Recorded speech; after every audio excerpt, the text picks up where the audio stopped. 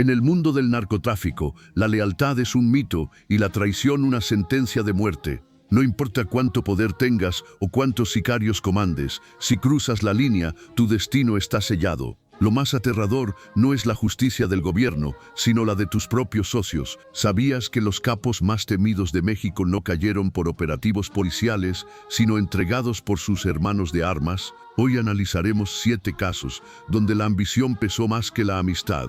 Desde ejecuciones en prisiones de máxima seguridad hasta líderes entregados por sus propios círculos para salvar el negocio. Estas historias no solo terminaron en funerales, sino que desataron guerras que bañaron de sangre al país. Quédate hasta el final para conocer el caso número 1, una traición tan perfecta que convirtió una fiesta masiva en una trampa mortal coordinada por un enemigo infiltrado. En este negocio, el hombre que hoy te cuida la espalda, mañana podría ser tu verdugo. Comencemos con el número para comprender la caída de Jorge Humberto Figueroa Benítez, mejor conocido en el submundo del AMPA como el 27 o la Perris. Es necesario sumergirse en las arenas movedizas de la lealtad sinaloense, donde un hombre puede pasar de ser el guardián de las llaves del reino a ser el sacrificio necesario para que los reyes conserven su corona. Figueroa Benítez no era un nombre que apareciera en los titulares de forma accidental.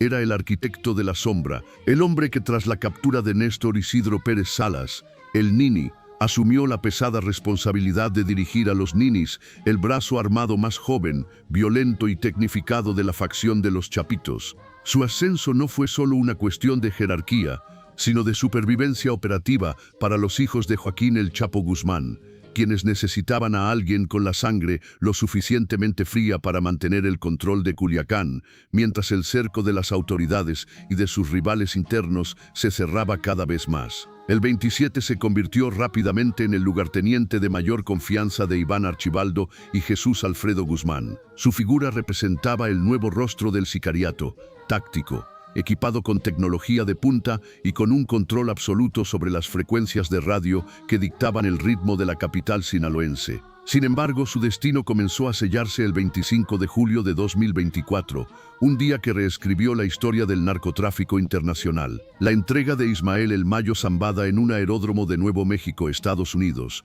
no fue un error logístico, sino la traición más profunda en la historia del cártel de Sinaloa, y en el centro de ese torbellino de deslealtad estaba el 27. Según reportes detallados de inteligencia y crónicas periodísticas que emanaron de las entrañas del conflicto, Figueroa Benítez fue el encargado de ejecutar el engaño. Se dice que fue él quien, con la frialdad de quien traiciona a un padre, sometió al Mayo Zambada, lo encapuchó y lo obligó a subir a la aeronave que lo llevaría directamente a las manos del gobierno estadounidense. Al levantarle la mano al patriarca de la organización, el 27 no solo cumplió una orden de sus jefes, los Chapitos, sino que se colocó a sí mismo en el centro de una diana que nunca dejaría de brillar. La reacción de la facción de los Zambada, conocida como la Malliza, fue inmediata y devastadora. La orden fue clara: el 27 debía pagar con su vida por la afrenta al señor del sombrero. Durante los meses siguientes, Sinaloa se transformó en un campo de exterminio. La guerra interna desató una ola de violencia que superó los 2.500 homicidios en poco más de un año. En este contexto, el 27 se convirtió en un hombre que vivía en un estado de paranoia constante. Sabía que los Zambada lo buscaban para torturarlo y extraerle cada detalle de la traición. Pero lo que quizás no previó fue que el mayor peligro no vendría de sus enemigos declarados, sino de aquellos a quienes él mismo protegía. En el mundo del narco, cuando un peón se vuelve demasiado ruidoso o demasiado conocido, se convierte en una moneda de cambio. Los Chapitos empezaron a ver en el 27 no a un aliado leal, sino a un cabo suelto que podía vincularlos directamente con el secuestro del Mayo ante cualquier tribunal internacional. Los rumores sobre su conducta empezaron a filtrarse por las frecuencias de radio y los pasillos de las casas de seguridad. Se decía que el 27, consciente de que su cabeza tenía precio, había empezado a filtrar información a las autoridades federales para limpiar su propio camino y posiblemente negociar un escape personal.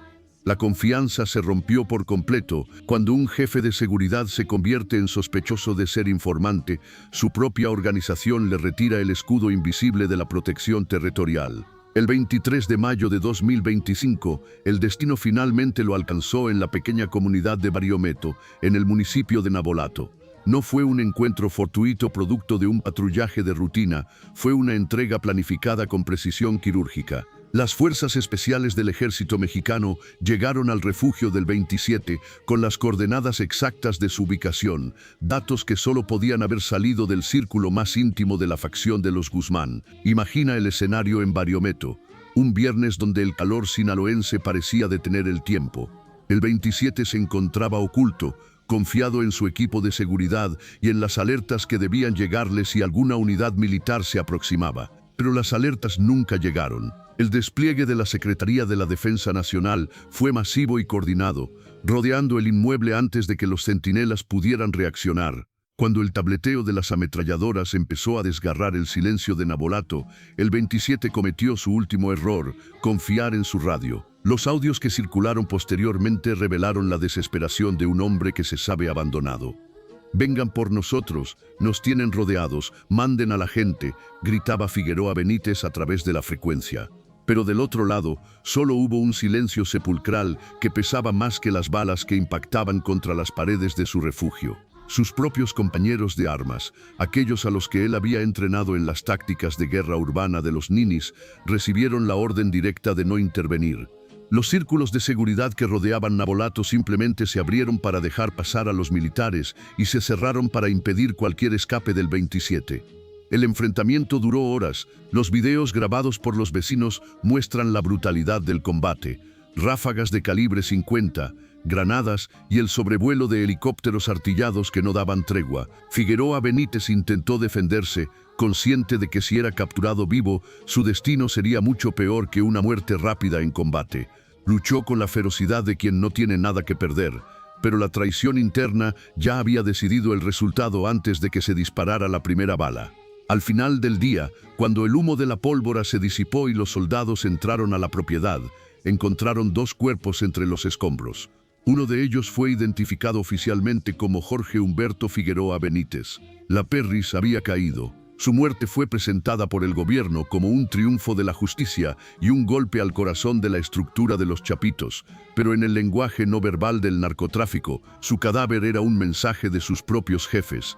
El ciclo de la entrega del Mayo se había cerrado con la sangre del ejecutor. La caída del 27 representó el fin de una era para los ninis y dejó un vacío de poder que sumió a la facción de los Guzmán en una crisis de desconfianza mutua. Al facilitar la ubicación de su jefe de seguridad, los Chapitos intentaron apaciguar la furia de las autoridades y al mismo tiempo eliminar al hombre que poseía la verdad absoluta sobre los eventos del 25 de julio. Fue un acto de cinismo operativo donde el sacrificio de un lugarteniente se usó para comprar tiempo y margen de maniobra. El 27 pasó de ser el hombre más temido de Culiacán a ser un nombre más en la lista de los traicionados por su propio cartel. Su historia es el recordatorio más crudo de que en la estructura criminal mexicana, la lealtad es una condición temporal sujeta a la utilidad del momento. El hombre que ayer era el escudo, hoy es el blanco, y el que ayer daba las órdenes de ejecución, hoy es el que espera, solo y sin refuerzos, a que el destino lo alcance en la soledad de una casa de seguridad en Navolato.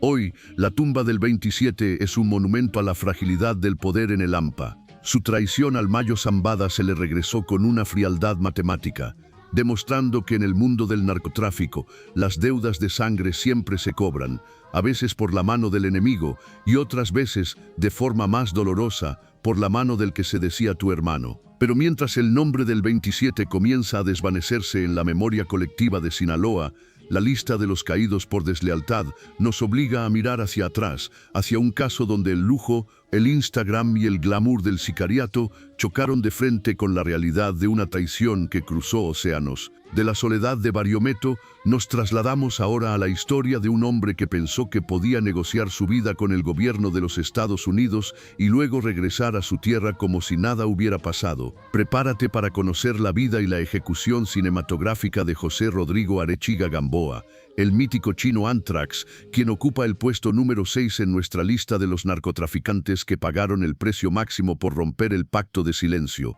De la guerra interna y el abandono táctico que sufrió el 27 en las llanuras de Navolato, nos adentramos ahora en una historia donde el glamour, la fama digital y la traición más profunda se entrelazan para dar vida a nuestro puesto número 6. Este es el relato de un hombre que transformó la figura del sicario tradicional en una celebridad de las redes sociales, pero que terminó descubriendo, de la forma más brutal posible, que en el mundo del narcotráfico los seguidores no significan protección y que la memoria de un cartel es tan larga como su capacidad para castigar la deslealtad. Hablamos de José Rodrigo Arechiga Gamboa, conocido mundialmente como el Chino Anthrax, el fundador de uno de los brazos armados más temidos y sofisticados del cártel de Sinaloa, cuyo regreso a la tierra que lo vio nacer se convirtió en su propia marcha fúnebre. Para entender el peso de esta traición, es necesario retroceder a los años de gloria del Chino Anthrax en Culiacán. Arechiga Gamboa no nació en la opulencia. Su carrera criminal comenzó desde los niveles más bajos de la estructura sinaloense, pero su astucia y su capacidad para la organización operativa lo llevaron rápidamente a los círculos de confianza de la familia Zambada. Originalmente fue asignado como guardaespaldas de Vicente Zambada Niebla, conocido como el Vicentillo, hijo mayor de Ismael el Mayo Zambada. Fue en esa cercanía con la cúpula del poder donde el chino comprendió que el narcotráfico estaba cambiando. Para el año 2008, tras la captura del Vicentillo, Arechiga Gamboa no solo heredó responsabilidades, sino que fundó un grupo de élite que marcaría una época de terror en el noroeste del país, los Anthrax. Este grupo no era una célula de sicarios común, eran jóvenes entrenados con tácticas paramilitares, equipados con lo último en armamento y con una mística que los hacía parecer invencibles ante sus enemigos. El Chino Anthrax se convirtió en el rostro de una nueva generación de narcotraficantes que ya no se escondían en la sierra, sino que presumían su poder en las vitrinas del mundo digital. Fue el pionero del narcolujo en Instagram, Facebook y Twitter. Mientras dirigía operaciones de alto impacto en Sinaloa, Sonora, Durango y Chihuahua, Arechiga Gamboa compartía fotografías de sus viajes por Europa, sus estancias en hoteles de 7 estrellas en Dubái, sus relojes de diamantes y sus armas bañadas en oro con culatas personalizadas con el símbolo de una calavera y el nombre de su grupo. Esta exposición mediática lo hizo sentir intocable, una celebridad de Lampa que creía estar por encima de los códigos de discreción que el Mayo Zambada siempre había exigido.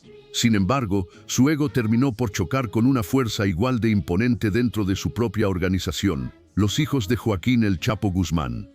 El evento que marcó el inicio de su fin ocurrió en un centro nocturno de Culiacán a finales del año 2013, en un altercado cuyas causas exactas siguen siendo motivo de especulación. El Chino Anthrax tuvo un enfrentamiento personal con Iván Archibaldo Guzmán Salazar. En ese momento, la jerarquía de los Anthrax era tal que Arechiga Gamboa se sintió con el derecho de no doblegarse ante el hijo del jefe. Fue un desplante de orgullo que los chapitos nunca perdonaron. Iván Archibaldo, herido en su estatus, exigió al Mayo Zambada que entregara a su jefe de sicarios. Aunque el Mayo se negó a sacrificarlo de inmediato debido a los años de servicio leal, decidió que el chino estaba demasiado caliente para permanecer en México. Lo envió a una misión en el extranjero para enfriar las tensiones, pero el destino ya estaba escrito.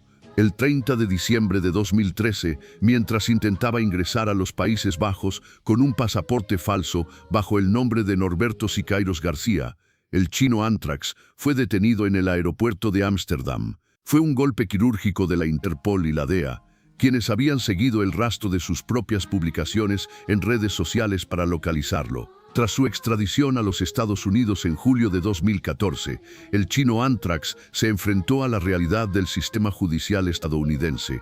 Lejos del lujo de Culiacán y de sus escoltas armados, el temido jefe de sicarios tomó la decisión que sellaría su sentencia de muerte en México. Decidió cooperar con la justicia.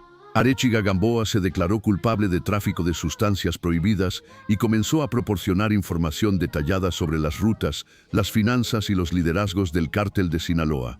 Esta fue la traición definitiva. En el Código de Ética Criminal, colaborar con el gobierno extranjero es el pecado que borra cualquier historial de lealtad previa. El Chino Anthrax, el hombre que alguna vez fue el escudo de los Zambada, se convirtió en un delator. A pesar de su traición, su cooperación le valió una reducción de sentencia y en mayo de 2015 fue trasladado a un régimen de libertad supervisada en San Diego, California. Parecía que el chino había logrado lo imposible, salir vivo de las garras del sistema y del cártel. Pero la nostalgia o quizás una trampa psicológica muy bien elaborada lo llevaron a cometer un error fatal. El 6 de mayo de 2020, Arechiga Gamboa burló su supervisión electrónica y desapareció de su domicilio en San Diego.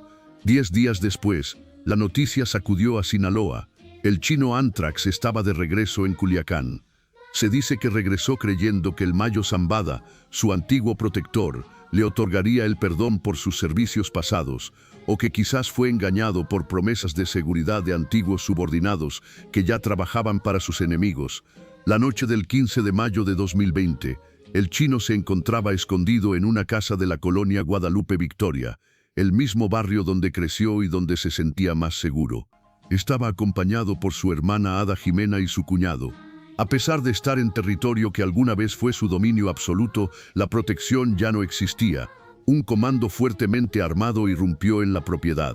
El enfrentamiento fue breve pero intenso. El chino, fiel a su historia, respondió al fuego con un rifle de asalto, pero la superioridad numérica era abrumadora. Lo más doloroso de esta escena es que, según los informes, varios de los sicarios que lo capturaron eran jóvenes que él mismo había reclutado años atrás. No hubo piedad.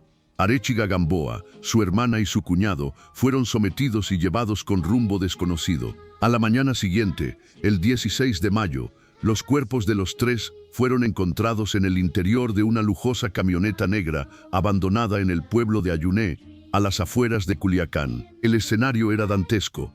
Los cadáveres estaban envueltos en mantas y bolsas de plástico, pero los rostros habían sido dejados parcialmente visibles para que no quedara duda de quién se trataba. El chino Anthrax presentaba señales de una tortura metódica y brutal, diseñada no solo para castigar su traición, sino para enviar un mensaje a cualquier otro miembro del cártel que pensara en colaborar con las autoridades. La ejecución fue tan limpia y coordinada que los analistas coinciden en una conclusión demoledora. El Mayo Zambada retiró su protección y permitió que los Chapitos, liderados por Iván Archibaldo, cobraran la deuda pendiente desde 2013. La traición del chino Anthrax a la organización fue respondida con una traición de su propia casa.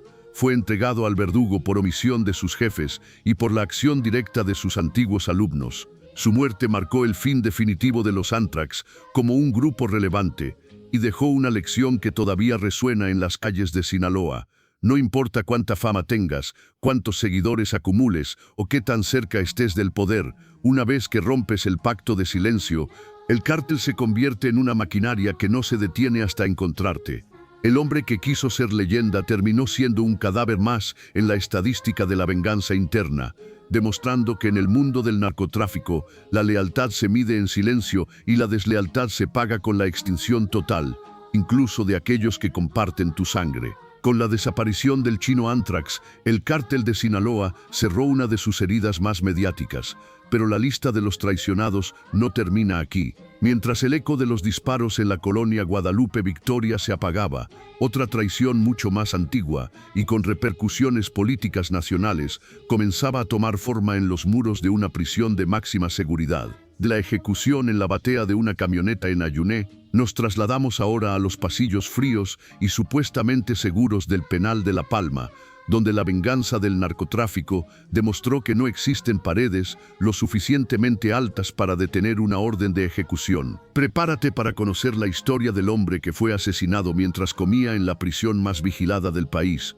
Un caso que desató un escándalo nacional y una guerra civil entre federaciones. Hablamos de Miguel Ángel Beltrán Lugo, el Ceja Güera, el protagonista de nuestro puesto número 5, quien descubrió que la protección de un cartel termina exactamente en la puerta de entrada de un centro federal, de la batea de una camioneta abandonada en las afueras de Culiacán, donde el rastro del chino Anthrax se convirtió en una lección de anatomía para los curiosos. Nos trasladamos ahora a un escenario que sobre el papel debería ser el lugar más inexpugnable de todo México, un lugar donde los muros de concreto, las mallas electrificadas y la vigilancia de 24 horas deberían garantizar que la muerte se quede afuera.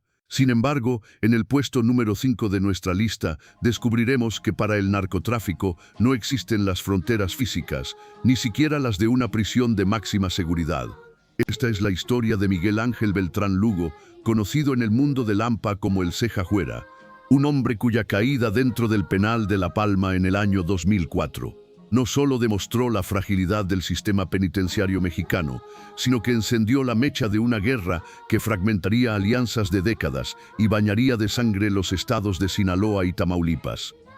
Para entender por qué el Ceja Huera terminó sus días en el suelo de un comedor carcelario, primero debemos conocer el historial de terror que arrastraba. Beltrán Lugo nació en San Pablo Mochobampo, Sinaloa, y no era un delincuente cualquiera, era un hombre que se especializó en una de las ramas más oscuras y repudiadas del crimen, el secuestro de alto impacto. Líder de la banda conocida como los Mochadedos, el Ceja Huera se ganó su alias y su reputación mediante una táctica de presión psicológica devastadora que consistía en cortarle los dedos a sus víctimas para enviárselos a sus familias y así acelerar el pago de los rescates. Entre sus víctimas más célebres se encontraban figuras que sacudieron la opinión pública nacional, como Vicente Fernández Jr., hijo del icónico Charro de Huentitán y el padre de los cantantes del grupo Los Temerarios.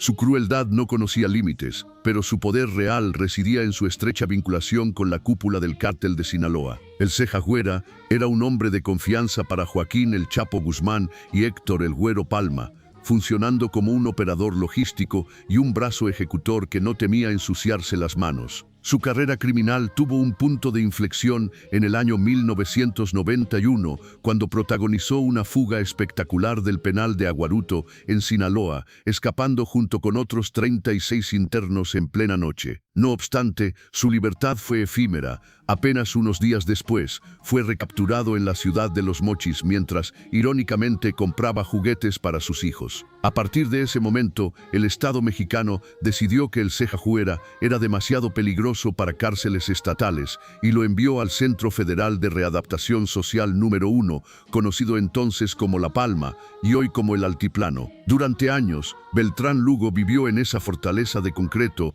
manteniendo su estatus de jefe. Desde su celda seguía dirigiendo operaciones, enviando mensajes y manteniendo la cohesión de su estructura en el exterior. Contaba con una red de protección interna que incluía a custodios y mandos penitenciarios comprados con los dólares del narcotráfico. Se sentía seguro, protegido por la sombra del Chapo Guzmán, quien también estaba recluido en el sistema federal en aquel entonces. Pero el equilibrio de poder en el mundo del AMPA es tan volátil como la pólvora.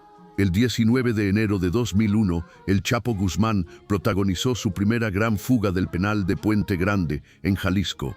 En ese preciso instante, la suerte del Ceja Huera comenzó a cambiar. Sin su aliado más poderoso dentro del sistema, Beltrán Lugo quedó expuesto a las ambiciones y venganzas de sus enemigos jurados que compartían el mismo techo de máxima seguridad. En los pasillos de La Palma, el aire se volvió pesado. Por un lado estaban los sinaloenses y por otro el bloque del Cártel del Golfo y los hermanos Arellano Félix del Cártel de Tijuana. El hombre que vio en la vulnerabilidad del Ceja Huera una oportunidad de oro fue Osiel Cárdenas Guillén, el líder absoluto del Cártel del Golfo y fundador de los Zetas. Cárdenas Guillén, apodado el Mata Amigos por su historial de traiciones internas, quería enviar un mensaje contundente al Chapo Guzmán.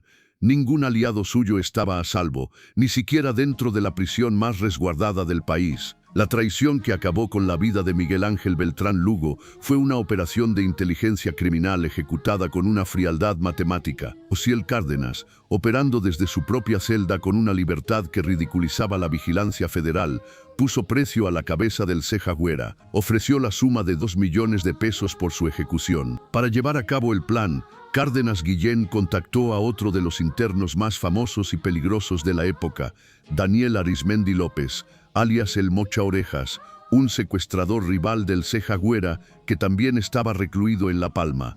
Arismendi, fiel a su naturaleza mercenaria, aceptó el contrato, se quedó con 1 millón de pesos como comisión de intermediario y subcontrató la ejecución material con otro recluso desesperado llamado Lucio Don Juan Gobea, un asaltabancos sentenciado a 42 años de prisión que no tenía nada que perder. La noche del 6 de octubre de 2004, la rutina del penal de La Palma se rompió para siempre. Eran las horas de la cena en el módulo 4. El Ceja Huera, confiado en su jerarquía y en los hombres que supuestamente lo cuidaban, se encontraba en el área de comedores. No sabía que el sistema de seguridad que debía protegerlo había sido perforado. Don Juan Gobea se le acercó con una pistola calibre .22 que había sido introducida al penal mediante una red de corrupción que involucraba a personal de la propia institución. Sin mediar palabra y aprovechando que el Cejagüera estaba sentado y desprevenido, el sicario le disparó 5 veces a quemarropa. 2 impactos se alojaron en su cuerpo y 3 en su cráneo, asegurando que no hubiera ninguna posibilidad de supervivencia. El estruendo de los disparos provocó el caos absoluto. Reclusos de alto perfil que estaban presentes en el comedor, incluyendo a Mario Aburto Martínez, el asesino convicto de Luis Donaldo Colosio, corrieron a buscar refugio mientras el cuerpo ensangrentado de Beltrán Lugo caía pesadamente sobre la mesa de metal. La investigación posterior reveló la podredumbre total del sistema. Don Juan Gobea declaró que había sido obligado a cometer el crimen bajo la amenaza de que, si no lo hacía, su familia en el exterior sería exterminada por los Zetas. Esta revelación puso de manifiesto que los cárteles tenían el control total de la vida y la muerte dentro de las prisiones federales.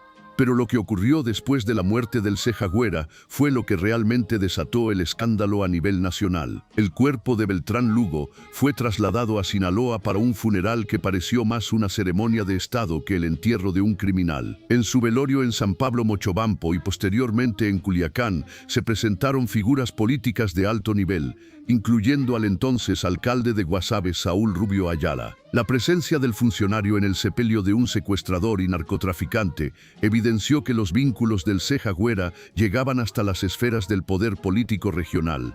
Sin embargo, en el mundo del narcotráfico, asistir a un funeral también puede ser una sentencia de muerte. 7 meses después del entierro del Cejagüera, en mayo de 2005, el alcalde Saúl Rubio Ayala fue emboscado y acribillado con más de 90 impactos de bala en una carretera de Sinaloa. Su muerte fue interpretada como el último clavo en el ataúd de la estructura que Beltrán Lugo había construido. La traición en La Palma no fue un evento aislado. Fue el primer disparo de una guerra abierta entre el cártel de Sinaloa y la Alianza del Golfo con los Zetas, una guerra que duraría más de una década y transformaría a México en un cementerio. El Cejagüera murió creyendo que el penal era su fortaleza, pero terminó descubriendo que, en el negocio de la traición, los muros no sirven para proteger, sino para encerrar a la víctima con su verdugo. El asesinato de Miguel Ángel Beltrán Lugo dejó una marca imborrable en la historia de las prisiones mexicanas. Demostró que no importa cuánto dinero se invierta en tecnología o infraestructura de seguridad, si la lealtad de los hombres que operan el sistema tiene un precio, el narcotráfico siempre encontrará la forma de cobrar sus facturas. El hombre que alguna vez fue el terror de las familias más ricas de México, terminó sus días desangrado entre bandejas de comida de plástico, traicionado por la misma organización que juró protegerlo y por un sistema penitenciario que se vendió al mejor postor. Pero si la ejecución del Cejagüera fue un golpe directo al corazón de Sinaloa, lo que vendría apenas 2 meses después en la misma prisión llevaría la guerra a un nivel personal del que ya no habría retorno. Porque mientras el cártel de Sinaloa lloraba la pérdida de su lugarteniente en el penal de La Palma,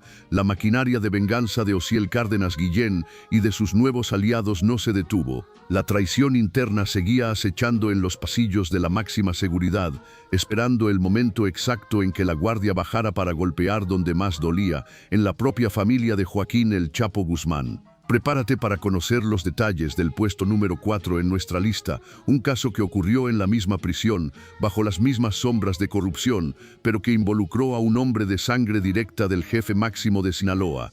Nos referimos a Arturo Guzmán Loera, conocido como El Pollo, cuya ejecución en la víspera de un año nuevo cerró el círculo de una de las traiciones más dolorosas y costosas en la historia de los cárteles mexicanos. Un caso donde el apellido Guzmán no fue un escudo, sino una sentencia de muerte. La ejecución de Miguel Ángel Beltrán Lugo en el comedor del penal de La Palma no fue un evento aislado, sino el primer acto de un drama de sangre que estaba a punto de alcanzar su clímax en el mismo escenario. Apenas 2 meses y medio después de que el Cejagüera cayera bajo las balas en el módulo 4, la muerte volvió a caminar por los pasillos de la prisión más vigilada del país, pero esta vez con un objetivo que golpearía en lo más profundo de la estructura emocional y operativa del cártel de Sinaloa. En el puesto número 4 de nuestra lista nos encontramos con Arturo Guzmán Loera, conocido en el mundo del AMPA como El Pollo.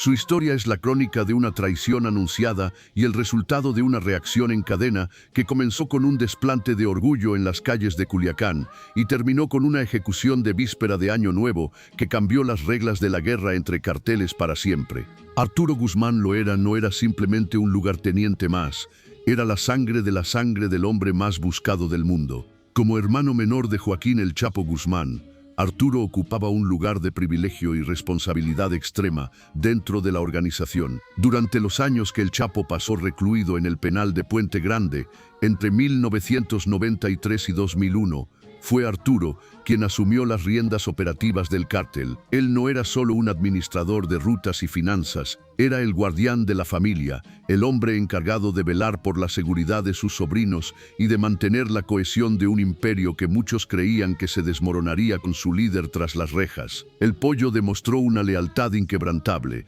coordinando incluso los preparativos logísticos para la histórica primera fuga de su hermano en enero de 2001. Sin embargo, su destino se torció cuando la presión de las autoridades federales se intensificó tras el escape del Chapo. En agosto de 2001, apenas meses después de que su hermano recuperara la libertad, Arturo fue detenido en la Ciudad de México. Dada su relevancia biológica y jerárquica, fue enviado de inmediato al penal de La Palma. Allí, el Pollo creyó que su apellido y el poder de su hermano lo mantendrían a salvo. Durante 3 años vivió en una relativa calma, compartiendo el reclusorio con aliados sinaloenses, pero también conviviendo en una tensa calma con sus peores enemigos, los líderes del cártel de Tijuana y sobre todo Osiel Cárdenas Guillén del cártel del Golfo. Pero la traición que acabaría con su vida no se gestó dentro de la prisión, sino en el estacionamiento de un cine en Culiacán. El 11 de septiembre de 2004 marcó el inicio del fin para Arturo. Ese día, por órdenes del Chapo Guzmán, fue asesinado Rodolfo Carrillo Fuentes, el Niño de Oro, hermano menor del líder del cártel de Juárez. Aquella ejecución rompió la Federación, la gran alianza de carteles mexicanos, y desató una sed de venganza sin precedentes. Vicente Carrillo Fuentes, el viceroy, buscó la forma de devolver el golpe donde más le doliera a Joaquín Guzmán, en su propia familia. Para lograrlo, se alió con Osiel Cárdenas Guillén, quien ya había demostrado con la muerte del Ceja Güera que podía comprar voluntades y ejecutar sentencias dentro del penal de La Palma. Arturo Guzmán Loera se convirtió entonces en un hombre muerto que caminaba por los pasillos de la prisión de máxima seguridad.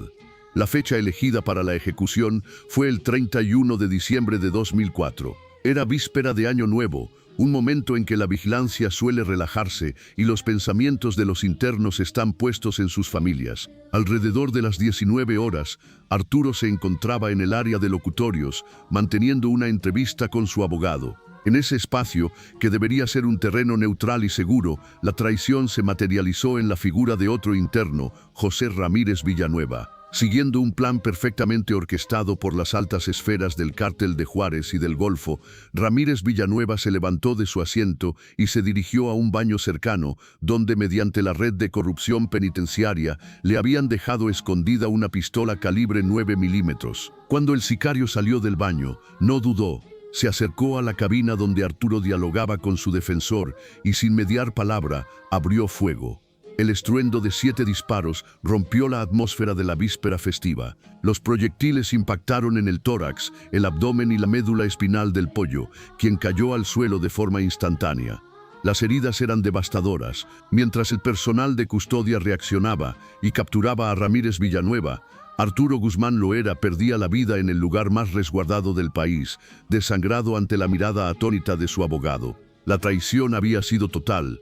Un interno utilizado como herramienta, un arma introducida en un penal de máxima seguridad y un sistema de vigilancia que permitió que el hermano del hombre más poderoso del mundo fuera cazado como un animal. En los juicios posteriores, el asesino material declaró que había sido obligado a cometer el crimen bajo amenazas de muerte contra su familia, una táctica de traición por poder que los Zetas habían perfeccionado. Sin embargo, el impacto de la muerte de Arturo fue mucho más allá de las paredes de La Palma. Cuando la noticia llegó a oídos de Joaquín El Chapo Guzmán, el dolor se transformó en una furia que bañaría de sangre a todo el país.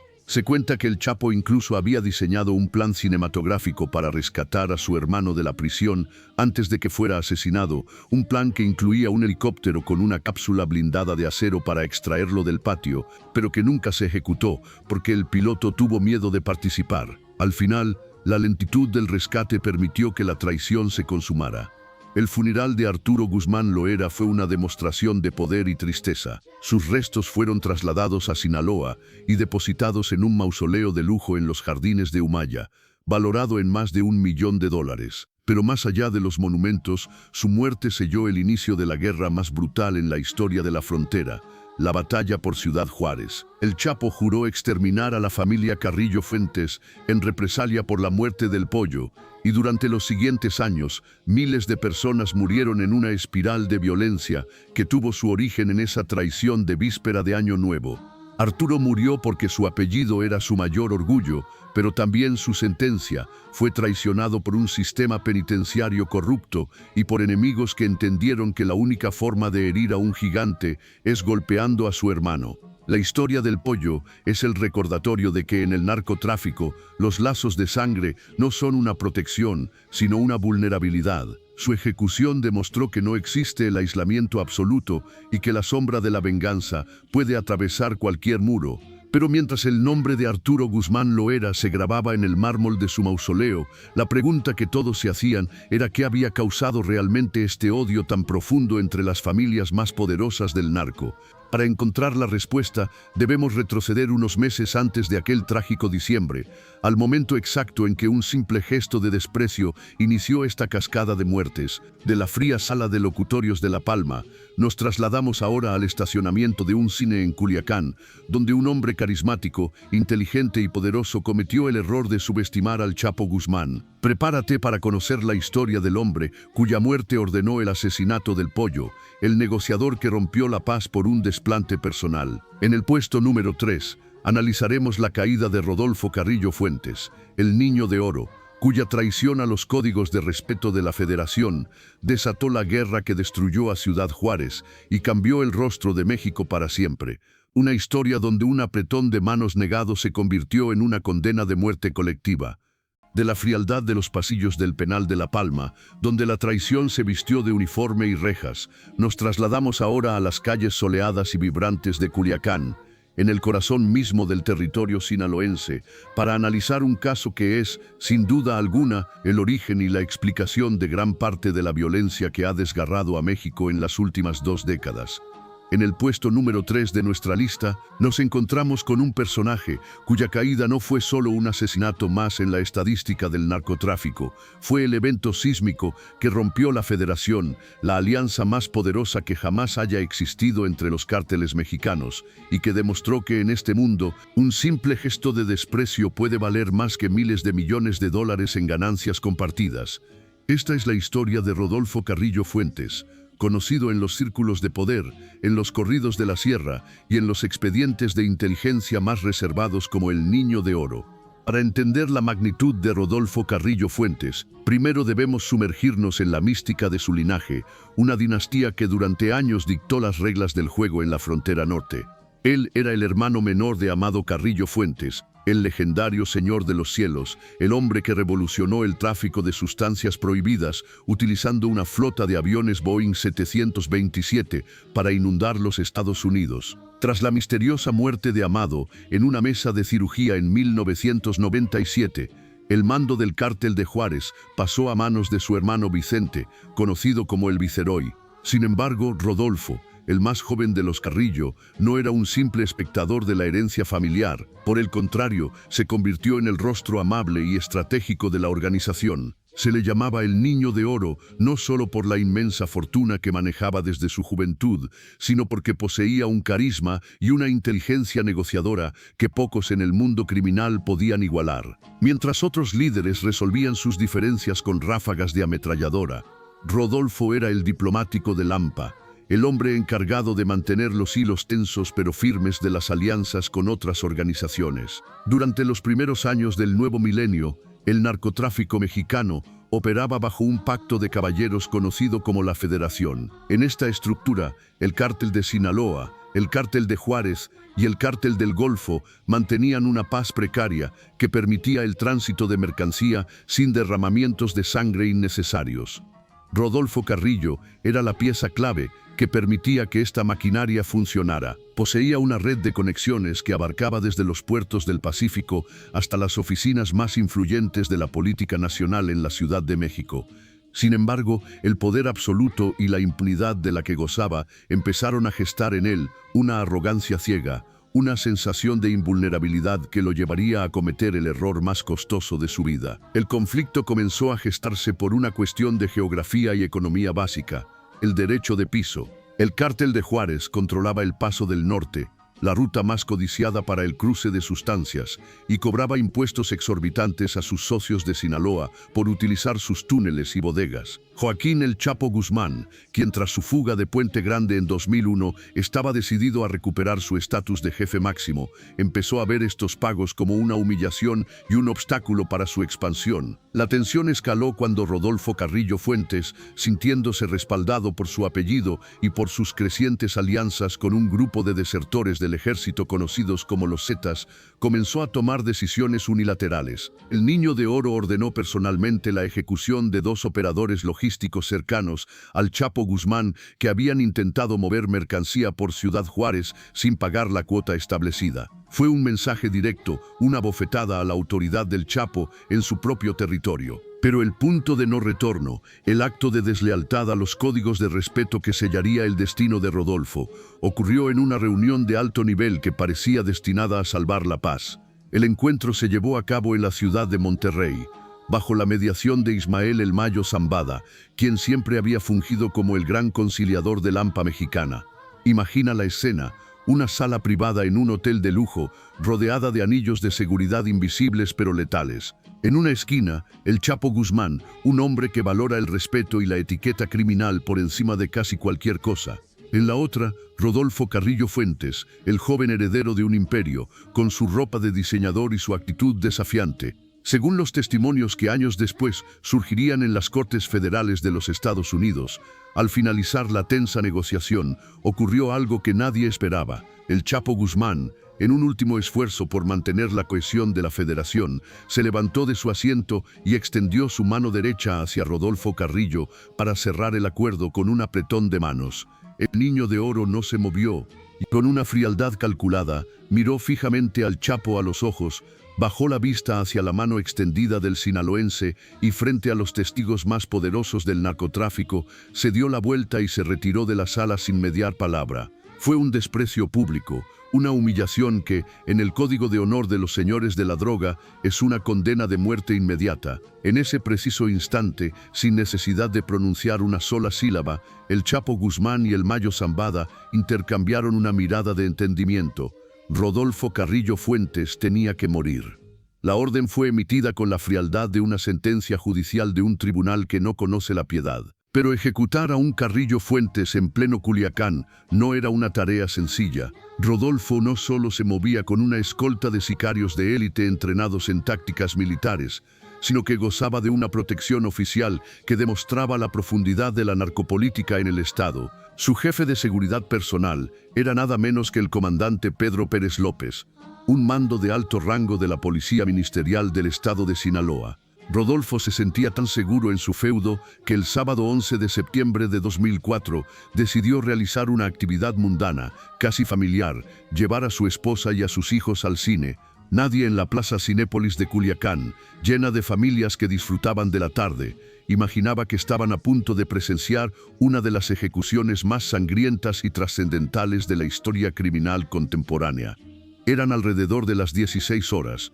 El sol de Sinaloa caía pesado sobre el estacionamiento de la plaza comercial. Rodolfo caminaba tranquilamente hacia su vehículo, acompañado por su esposa, Jovana Quevedo Gastelum, una joven de apenas 18 años de edad, y sus 2 hijos pequeños. A su alrededor, el comandante Pérez López y sus elementos de la ministerial vigilaban con la mirada atenta de quien se sabe poderoso.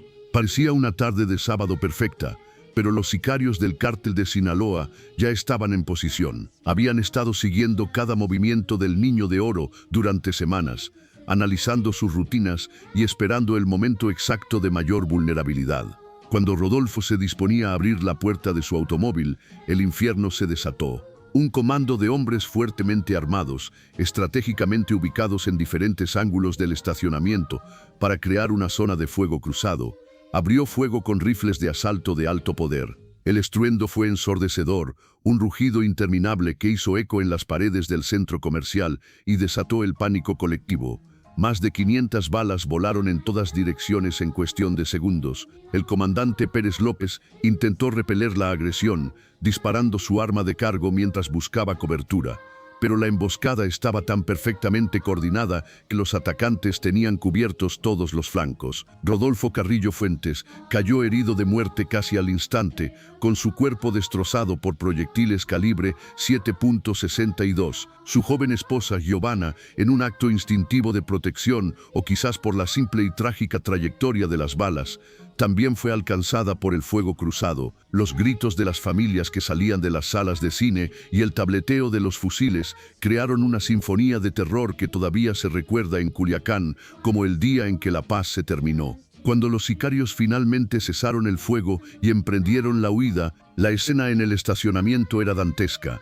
El niño de oro y su esposa yacían muertos sobre el asfalto caliente, rodeados de cientos de casquillos percutidos y del llanto desgarrador de sus dos hijos, quienes milagrosamente resultaron ilesos físicamente, pero marcados para siempre por la visión de la muerte de sus padres.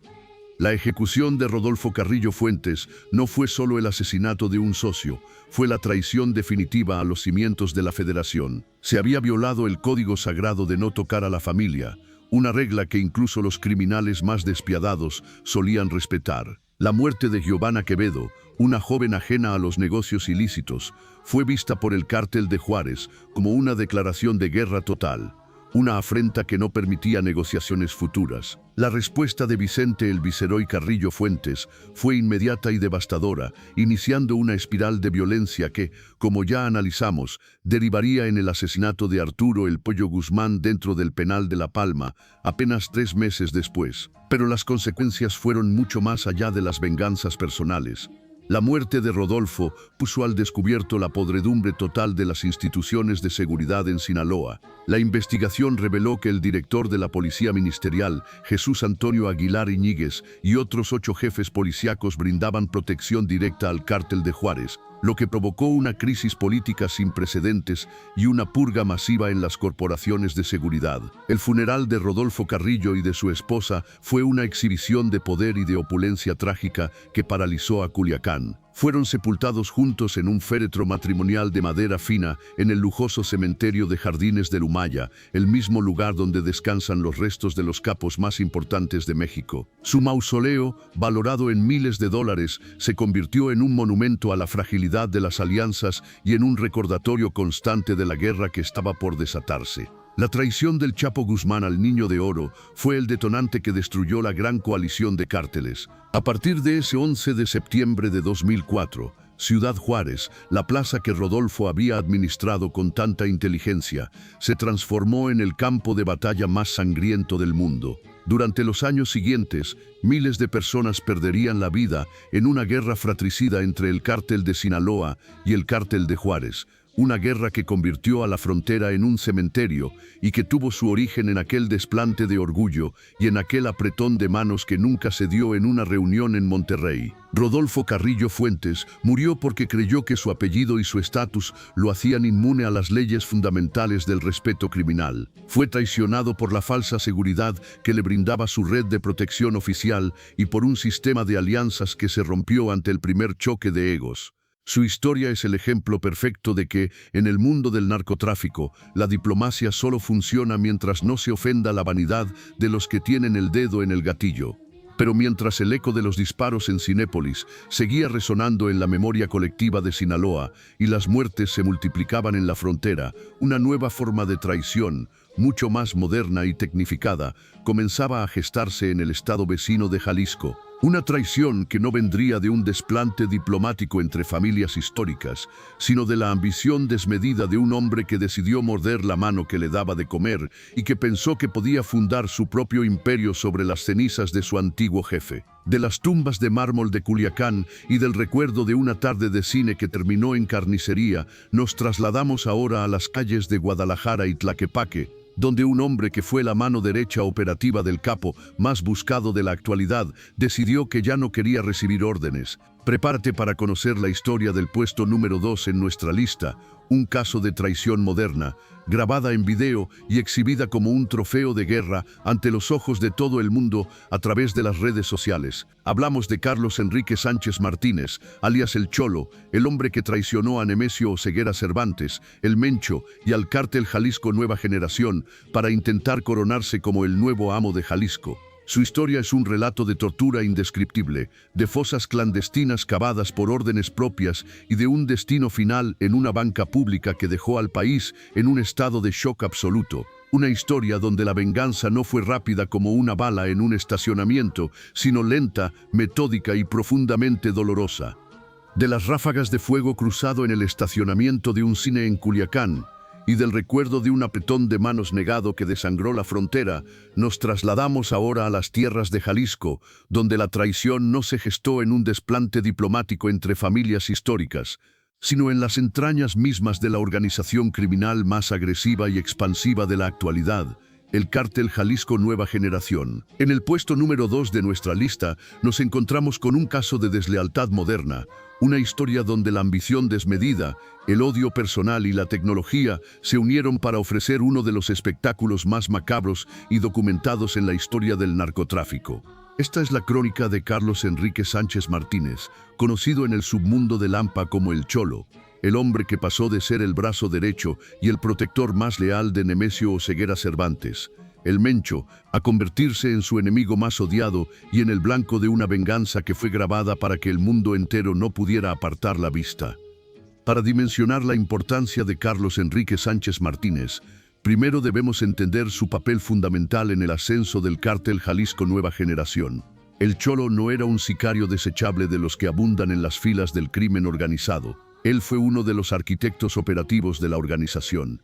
Durante años fue el jefe de sicarios del Mencho, su sombra en la zona metropolitana de Guadalajara, y el hombre encargado de ejecutar las órdenes más difíciles en los municipios de Zapopan, Tonalá, Tlajomulco de Zúñiga y Tlaquepaque. Su relación con el Mencho era de una confianza absoluta, casi fraternal. El Cholo conocía los escondites del líder máximo, manejaba las nóminas de las autoridades corruptas y comandaba a los grupos de élite que permitieron al cartel arrebatarle el control de Jalisco a los antiguos aliados del cártel de Sinaloa. En el AMPA Tapatía, su palabra era la ley y su firma era el plomo. Él era el encargado de limpiar la plaza, de reclutar a los nuevos cuadros de choque y de asegurar que el imperio de las 4 letras se expandiera sin contratiempos por todo el occidente del país. Sin embargo, en un mundo donde el poder absoluto corrompe incluso las lealtades más sólidas, el Cholo comenzó a sentirse con la autoridad suficiente para tomar decisiones que no le correspondían, creyéndose un par igual a su mentor. El punto de quiebre ocurrió en marzo del año 2017, en el puerto de Puerto Vallarta, Jalisco. Un operador financiero clave para el cártel Jalisco Nueva Generación, conocido bajo el alias del Colombiano, fue ejecutado a plena luz del día. El asesinato tomó por sorpresa a la cúpula de la organización, pero lo que realmente enfureció al Mencho fue descubrir que la orden de ejecución había salido directamente del Cholo, sin consulta previa y sin una justificación clara ante el Consejo del Cartel. Para Nemesio Oseguera, esto no fue solo un error táctico, fue un acto de insubordinación intolerable que ponía en duda su mando absoluto. En la estructura del cártel Jalisco, la autonomía se paga con la muerte y el Mencho no es un hombre que perdone el desacato. Sabiendo que su sentencia ya estaba firmada y que los comandos de su propia organización empezarían a buscarlo antes de que terminara el día, el Cholo no esperó a ser cazado en su propia madriguera. Con una audacia que pocos han mostrado, decidió romper con su mentor y fundar su propia organización, el cártel Nueva Plaza. Pero el Cholo no se fue solo, y esa fue la verdadera puñalada al corazón del Mencho. Con una habilidad política notable y aprovechando su cercanía con los mandos medios, logró convencer a otros operativos inconformes del cartel para que se unieran a su causa. Entre ellos destacó Eric Valencia Salazar, el 85, uno de los fundadores originales de la organización, que también guardaba rencores profundos contra el Mencho por haber sido traicionado años atrás en una detención. La ruptura desató una guerra encarnizada que transformó a Guadalajara en un campo de batalla urbano. El Cholo sabía que no podía ganar solo contra el inmenso poderío militar y económico del Cártel Jalisco, por lo que buscó el apoyo de los enemigos naturales de su antiguo jefe, la facción de Ismael El Mayo Zambada y los Chapitos en Sinaloa. Con el respaldo financiero y armamentista de Culiacán, el Cholo se convirtió en la pesadilla personal de Nemesio Oseguera Cervantes, desafiándolo en su propio feudo y arrebatándole colonias enteras bajo la bandera de la Nueva Plaza. Durante los siguientes 4 años, el Cholo se dedicó no solo a pelear por el territorio calle por calle, sino a atacar la psicología y el orgullo del Mencho. Carlos Enrique Sánchez Martínez conocía secretos que pocos manejaban, detalles íntimos sobre la salud del líder máximo que el cartel intentaba ocultar a toda costa. El Cholo sabía de la debilidad física de su antiguo jefe, quien padecía una insuficiencia renal crónica avanzada que lo obligaba a recibir diálisis de manera clandestina en clínicas móviles. El Cholo comenzó a difundir mensajes a través de narcomantas y videos, burlándose de la condición médica del Mencho y utilizando esa vulnerabilidad para sembrar la duda entre sus tropas. Se dice que en sus reuniones privadas afirmaba con desprecio que, si no podía matar al Mencho a balazos, lo mataría de coraje. Para lograrlo, implementó una estrategia brutal de calentar la plaza. Esta táctica consistía en realizar actos de violencia extrema y gratuita para atraer la atención de las autoridades federales hacia los puntos estratégicos del Mencho.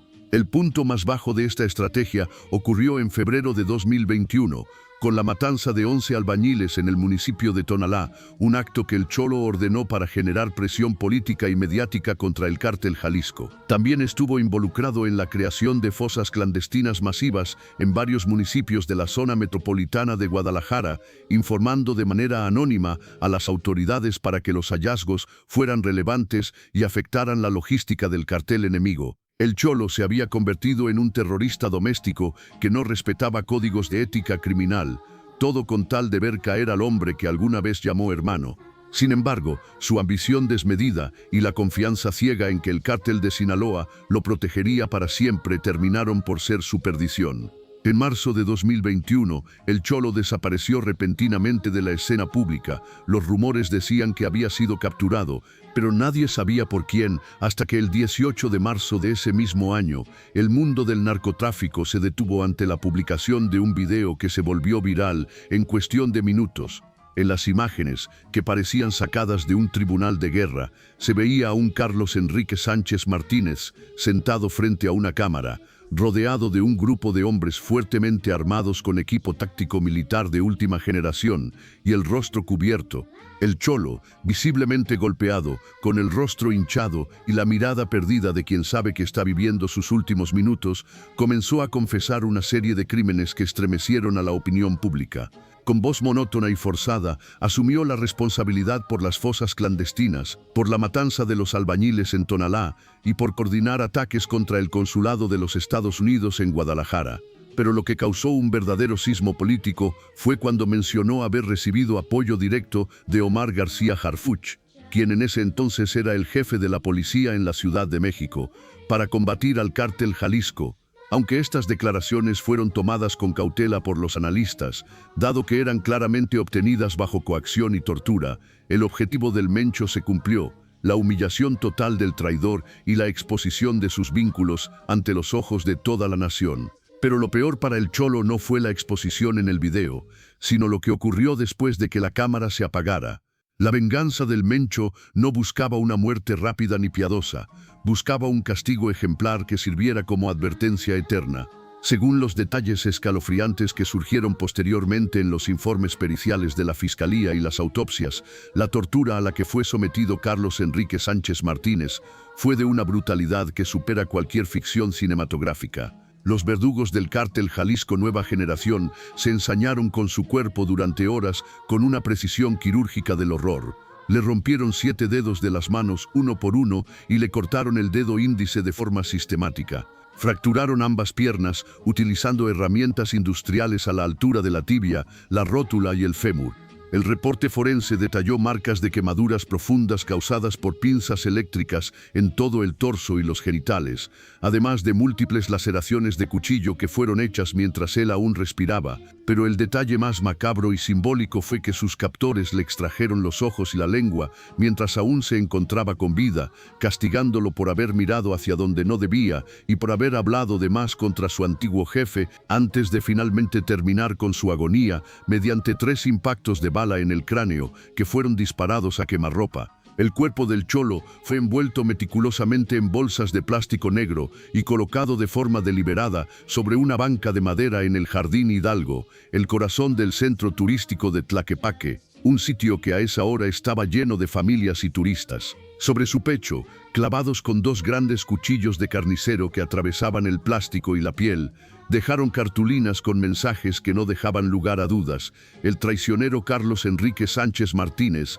alias El Cholo. Gracias a todos los que me mandaron calentar. El abandono del cuerpo en un sitio tan público y emblemático fue la firma definitiva del Mencho, una demostración de poder absoluto que gritaba que nadie estaba a salvo, ni siquiera en el lugar más concurrido de la ciudad. La traición del Cholo, que comenzó 4 años antes con la ejecución de un financiero en Puerto Vallarta, terminó en una banca pública con un cadáver que ya no conservaba rasgos humanos, convertido en un objeto de exhibición macabra. La caída del Cholo representó el fin definitivo del cártel Nueva Plaza como una amenaza real para el dominio del cártel Jalisco Nueva Generación. Sus aliados sobrevivientes, como el 85, fueron capturados poco después por fuerzas federales o se replegaron a actividades delictivas menores de supervivencia, perdiendo para siempre el control de las plazas estratégicas que alguna vez disputaron.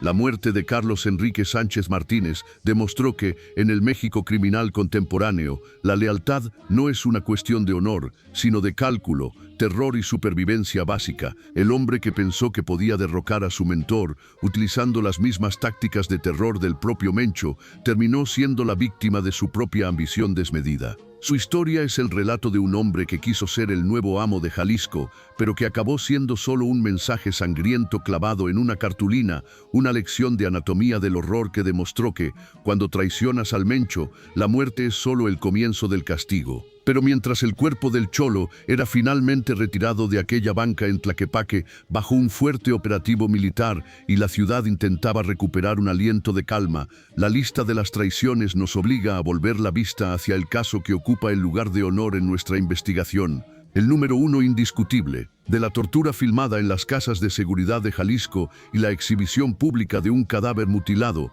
nos trasladamos ahora a una operación de engaño tan perfecta, tan audaz y tan cinematográfica que parece salida de las mejores novelas de espionaje de la Guerra Fría. Un caso donde el narcotraficante más buscado y violento de los años 90, el hombre que el propio Buró Federal de Investigaciones de los Estados Unidos consideraba el criminal más peligroso de todo México, cayó en una trampa de la que no hubo escape posible. Prepárate para conocer los detalles del puesto número 1, la historia de cómo un deseo de venganza personal y una soberbia infinita fueron utilizados por sus peores enemigos para llevarlo directamente hacia su verdugo en medio de una fiesta. Nos referimos a Ramón Arellano Félix, el líder operativo del cártel de Tijuana, quien fue atraído a una ciudad hostil durante los festejos de un carnaval, engañado con una identidad falsa y finalmente ejecutado por un oficial de policía que trabajaba secretamente para sus rivales de Sinaloa. Un caso donde la traición no vino de un subordinado que se rebeló con armas, sino de un plan maestro de inteligencia criminal que destruyó un imperio familiar que parecía eterno. Esta es la historia del hombre que creyó que iba a cazar a su peor enemigo y terminó siendo la presa en su propio territorio de muerte, cerrando así nuestro conteo de los 7 narcotraficantes que pagaron el precio máximo por la deslealtad. Llegamos finalmente a la cima de nuestra lista, al caso que corona esta crónica de deslealtades y que representa sin duda alguna la obra maestra de la inteligencia criminal y el engaño en la historia del narcotráfico mexicano. En el puesto número 1 nos encontramos con un relato que parece extraído de las páginas de una novela de espionaje internacional, donde la sed de venganza, la soberbia de un líder intocable y un plan perfectamente orquestado se unieron para derribar a un imperio que parecía eterno. Esta es la historia de la caída de Ramón Eduardo Arellano Félix, el hombre que el Buró Federal de Investigaciones de los Estados Unidos catalogó como el más peligroso de México y cuya muerte, ocurrida en medio de la euforia de un carnaval, marcó el fin de una era de terror y el inicio del dominio absoluto de la facción sinaloense. Para entender la magnitud de lo que ocurrió aquel 10 de febrero de 2002, primero debemos dimensionar quién era Ramón Arellano Félix y qué significaba su apellido en el tablero del ajedrez delictivo de los años 90. Ramón no era solo un líder más del cártel de Tijuana. Él era el brazo ejecutor, el alma violenta y el rostro del terror de una organización familiar que durante más de una década controló con puño de hierro la frontera más codiciada y lucrativa del mundo. Con una estatura de 1,89 m y un peso que superaba los 110 kilogramos, Ramón era una figura imponente que destilaba una mezcla de carisma juvenil y una crueldad que no conocía límites morales ni fronteras geográficas. A diferencia de otros capos que preferían las sombras, Ramón disfrutaba de la exposición que le daba su poder. Se le veía en los mejores clubes, rodeado de su grupo de sicarios conocidos como los narcojuniors, jóvenes de familias acomodadas que veían en él a un ídolo de la violencia. Se le atribuían personalmente más de 1000 ejecuciones, muchas de ellas realizadas con un sadismo que buscaba no solo eliminar al enemigo, sino enviar un mensaje de aniquilación total. Fue él quien, en un acto de barbarie que todavía estremece a Baja California, ordenó la masacre de 18 personas en las afueras de Ensenada en 1998. En aquella noche de horror, hombres, mujeres y niños de la familia Castro Ramírez fueron alineados y acribillados con fusiles de asalto solo porque Ramón quería eliminar hasta el último vestigio de sus rivales en la zona. Su nombre también quedó marcado con sangre en la historia nacional al ser señalado como uno de los responsables del tiroteo en el aeropuerto de Guadalajara en 1993, donde perdió la vida el cardenal Juan Jesús Posadas Ocampo, y del atentado brutal contra el periodista Jesús Blancornelas en 1997, un ataque donde su sicario principal, el Chechi, murió en medio de una lluvia de más de 180 balas disparadas por su propia gente en la confusión del combate. Ramón Arellano Félix no era solo un criminal, era el símbolo de una impunidad desafiante que ridiculizaba al Estado mexicano y a cualquier organización rival que se atreviera a disputarle el paso de la mercancía. Pero incluso el depredador más grande tiene una debilidad, y la de Ramón era su odio visceral, profundo y obsesivo hacia Joaquín el Chapo Guzmán e Ismael el Mayo Zambada. Esta rivalidad no era una simple disputa comercial por rutas de tráfico, era una guerra de sangre que se había cocinado desde la fragmentación del cártel de Guadalajara en los años 80 y que se intensificó tras el tiroteo en la discoteca Cristín de Puerto Vallarta, donde los sinaloenses intentaron asesinar a los Arellano Félix. Ramón vivía con una sola idea en la cabeza: ver muerto al Mayo Zambada, a quien consideraba el arquitecto de todas sus desgracias y el último obstáculo para que el cártel de Tijuana se convirtiera en la única fuerza hegemónica del país. Esta obsesión fue la grieta por la que sus enemigos lograron infiltrar el veneno de la traición. El Mayo y el Chapo, estrategas mucho más pacientes y cerebrales, comprendieron que a Ramón no se le podía vencer en una guerra de guerrillas en la frontera, donde él tenía el control total. Había que sacarlo de su zona de confort, alimentando su arrogancia y su deseo de venganza hasta que él mismo caminara hacia su propia tumba. A principios de 2002, los líderes de Sinaloa pusieron en marcha la trampa más audaz de la historia de Lampa. Utilizando una red de informantes y dobles agentes, hicieron correr un rumor estratégico diseñado específicamente para los oídos de Ramón en Tijuana. La información filtrada era simple pero irresistible. Ismael el Mayo Zambada estaría presente en Mazatlán, Sinaloa, durante las festividades del Carnaval de febrero. El rumor aseguraba que el Mayo se sentía tan seguro en su propio territorio que asistiría a los eventos públicos con una seguridad mínima, disfrutando de la fiesta como un ciudadano común. El anzuelo fue lanzado con un conocimiento profundo de la psicología impulsiva de Ramón. El Mayo y el Chapo sabían que Ramón no enviaría a un sicario para este trabajo. Él querría el honor de apretar el gatillo contra su mayor enemigo. Sabían que la tentación de humillar al Mayo en su propia casa y en medio de una multitud era algo que el líder de Tijuana no podría resistir, a pesar del riesgo suicida que implicaba entrar a territorio sinaloense. Cegado por la soberbia y la posibilidad de terminar la guerra con un solo disparo, Ramón Arellano Félix mordió el anzuelo con una voracidad fatal. Desoyendo los consejos de sus hermanos más prudentes, armó un equipo pequeño de sicarios de su máxima confianza y viajó hacia el sur, hacia la Boca del Lobo. Para pasar desapercibido, Ramón utilizó un recurso que solía funcionarle para burlar los retenes militares. Se disfrazó. Se hacía llamar Jorge Pérez López y portaba documentos de identificación falsos de una sofisticación impecable que lo acreditaban como un agente de la Procuraduría General de la República. El domingo 10 de febrero de 2002, Mazatlán era un estallido de colores, música de banda, desfiles y una euforía colectiva que inundaba la zona dorada. Miles de personas abarrotaban las calles, ocultas tras máscaras de carnaval y bajo una lluvia de confeti. Nadie sospechaba que entre la multitud circulaba un humilde Volkswagen Escarabajo blanco, un vehículo elegido estratégicamente para no llamar la atención, pero que en su interior transportaba a uno de los hombres más ricos y buscados del planeta. Ramón Arellano Félix recorría las calles con la mirada fija, buscando entre la gente el rostro del Mayo Zambada, sin sospechar que cada paso que daba era monitoreado por ojos que ya lo estaban esperando. Lo que Ramón nunca imaginó fue que el Mayo Zambada jamás tuvo la intención de asistir al carnaval. Todo el escenario era una puesta en escena de inteligencia criminal. El Chapo y el Mayo no enviaron a sus propios gatilleros para evitar un enfrentamiento que pudiera alertar a Ramón y permitirle escapar. En su lugar, enviaron el arma más letal que existe en un sistema corrompido, la ley. Los sinaloenses habían llegado a un acuerdo con un oficial de la Policía Ministerial del Estado, un hombre llamado Ángel Antonio Arias Torres. Este oficial no era un peón cualquiera, era un agente con una reputación de valentía casi temeraria, y lo más importante, era el brazo que Sinaloa utilizaría para ejecutar la sentencia. La instrucción era clara: detener a Ramón bajo cualquier pretexto legal y no permitir que saliera vivo de la confrontación. Alrededor de las 10 de la mañana, en la esquina de la calle Rodolfo T. Loaiza y Gaviotas, el reloj de la vida de Ramón Arellano Félix se detuvo. El oficial Arias Torres, quien ya tenía la descripción del vehículo blanco, notó que el Volkswagen circulaba en sentido contrario al flujo de la multitud y decidió marcarle el alto. Fue un pretexto burocrático, una simple infracción de tránsito que en cualquier otra circunstancia habría terminado con un soborno o una identificación falsa, pero que ese día era el mecanismo de un reloj de muerte.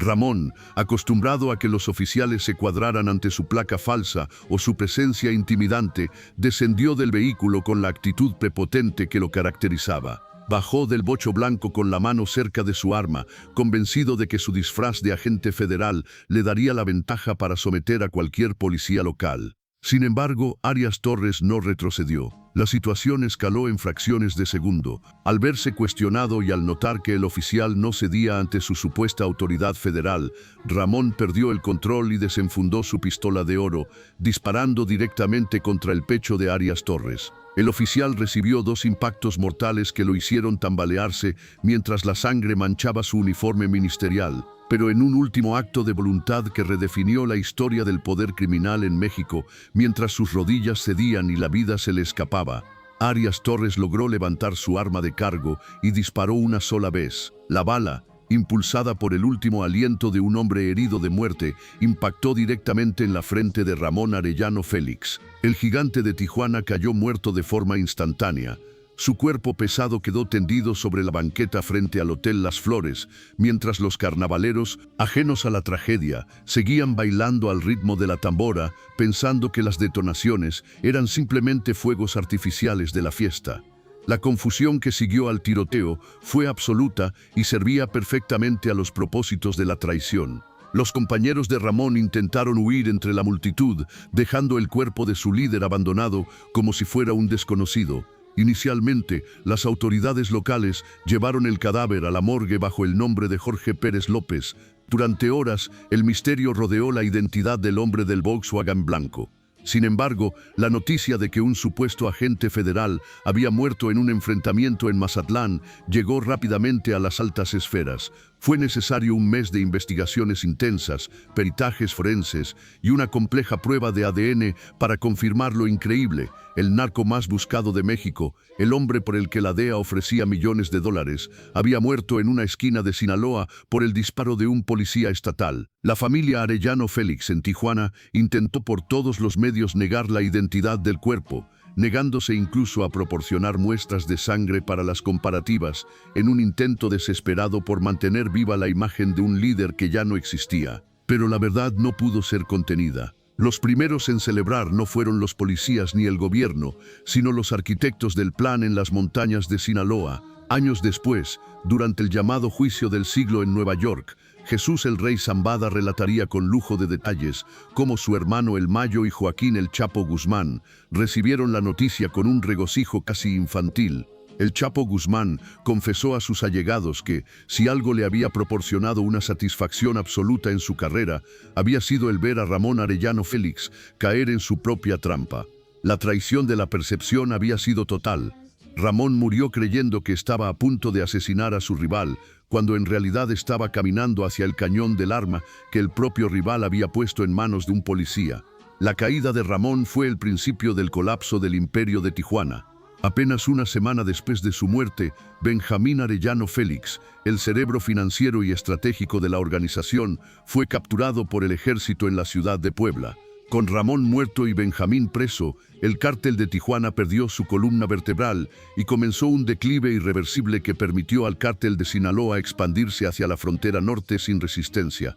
Los hermanos Arellano Félix fueron cayendo uno a uno en los años siguientes, víctimas de la inercia de aquella traición original. Francisco Javier fue arrestado en alta mar, Eduardo fue capturado tras un tiroteo en su casa y Francisco Rafael fue asesinado por un sicario disfrazado de payaso en una fiesta de cumpleaños, un ataque que muchos consideran el último capítulo de la venganza iniciada por el Mayo Zambada. La traición que sufrió Ramón no vino de un subordinado que se rebeló con las armas, sino de un plan maestro de inteligencia que utilizó su propio odio y su soberbia como herramientas de autodestrucción. Fue atraído a una trampa donde el Estado mexicano fue utilizado involuntariamente como el brazo ejecutor de un cartel rival, demostrando que en el nivel más alto del narcotráfico, el engaño y el conocimiento de la psicología del enemigo son armas mucho más letales que cualquier ejército de sicarios.